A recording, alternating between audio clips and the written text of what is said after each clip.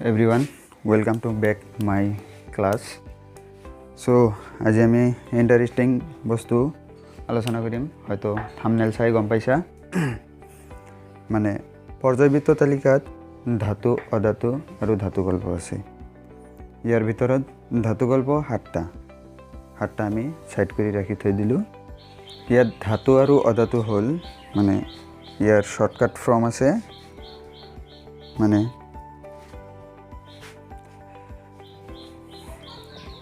এইকেইটা মই কৈ আছোঁ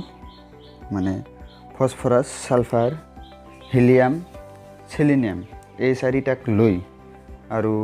যি কেইটাৰ উচ্চাৰণ লাষ্টত ন হয়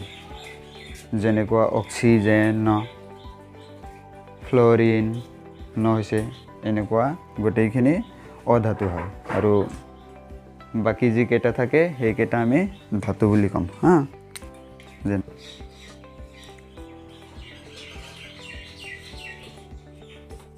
ফসফরাস সালফার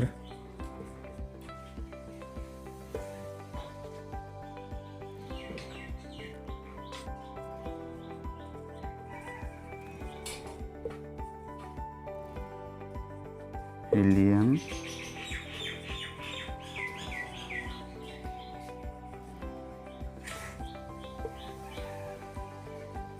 সেলিনিয়াম আৰু বাদ বাকি যে কেইটাৰ উচ্চাৰণ লাষ্টত ন হয় মানে অক্সিজেন ন হৈছে ফ্লোরিন ন হৈছে ক্রিপ্টন ন হৈছে আর্গন ন হৈছে ইকুয়াল টু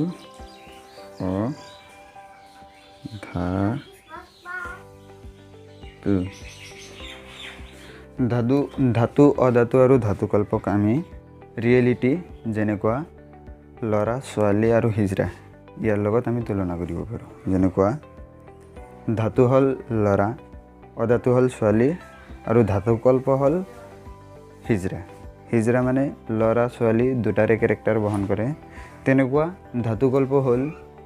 ধাতুৰো ক্যাৰেক্টাৰ বহন কৰে অধাতুৰো ক্যাৰেক্টাৰ বহন কৰে ইয়াত দুটা মিক্স আছে ধাতুকল্পত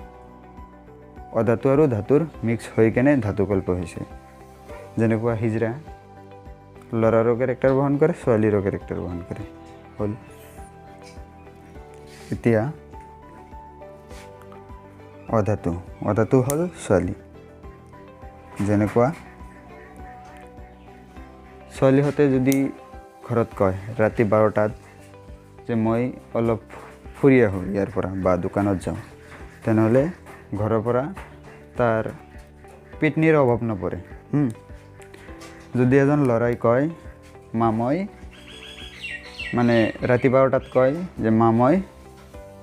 দোকানৰ পৰা আহোঁ তেনেহ'লে ক'ব যা তোৰ সাহসটো বাঢ়িব এনেকুৱা ক'ব তেতিয়া ছোৱালী এজন ক'ৰবাত গ'লে ক'ৰবাত কিবা কাৰণত ঘৰৰ পৰা ওলালে লগত এটা সৰু বাচ্চা হ'লেও লৈ যায় ল'ৰাহঁতে অকলেই যায় তে মানে ছোৱালী অকলে নাথাকে মানে ধাতুবিলাক অকলে নাথাকে তে অধাতুবিলাক লিখিবৰ সময়ত চাব তোমালোকে অক্সিজেন যেতিয়া লিখা হয় তলত 2 দিয়া হয় আৰু ফ্লোৰিন 2 দিয়া হয় আৰ্গন 2 দিয়া হয় আৰু ধাতুবোৰ লিখতে mg ইয়াতে 2 দিয়া নহয়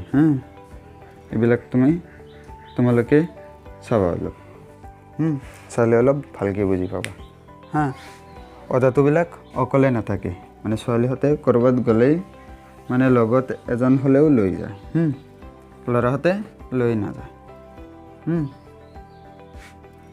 তো হয়তো বুজি পাইছা